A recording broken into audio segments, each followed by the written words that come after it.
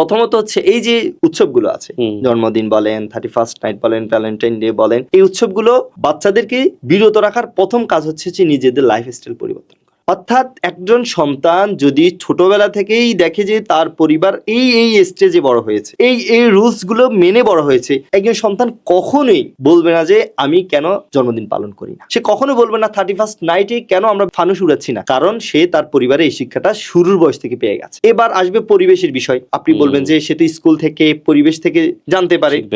আপনি কেন আপনার সন্তানকে এমন একটা প্রতিষ্ঠানে ভর্তি করাবেন যে প্রতিষ্ঠানে গিয়ে আপনার সন্তান এরকম জিনিসটা জানতে পারে? অবশ্যই প্রতিষ্ঠান বাছাইয়ের ক্ষেত্রে আপনাকে সতর্ক থাকতে। আপনি যদি এটা না করেন আর আপনি যদি বলেন যে আমার সন্তান অমুকের কাছ থেকে শিখেছে, অমুকের কাছ থেকে শিখেছে, এটা আপনার জন্য সঠিক কাজ হতে পারে। এখন হতে পারে যে প্রতিষ্ঠান বাছাই করেছেন, কোনো কারণে সে জেনে গেছে, এখন তাকে কি করতে হবে? প্রথমত হচ্ছে তাকে গল্পের মাধ্যমে শিক্ষা দিতে। সেকেন্ড কথা হচ্ছে বাচ্চার সাথে এই যে গল্প পড়লো, অনেক কিছু জানলো, কখনো গেল না, তারপর আপনাকে এক্সপ্লেন করতে হবে নিজের ভাষায় কেন এই জিনিসটা করবে না, কেন সে 31st নাইট পালন করবে না, এটা সুন্দর করে বুঝিয়ে দিতে। যদি এরকম করা যায়, অবশ্যই আমরা আমাদের সন্তানদেরকে এই বিজাতীয় সংস্কৃতি থেকে বের করে নিয়ে আসতে পারবো ইনশাআল্লাহ।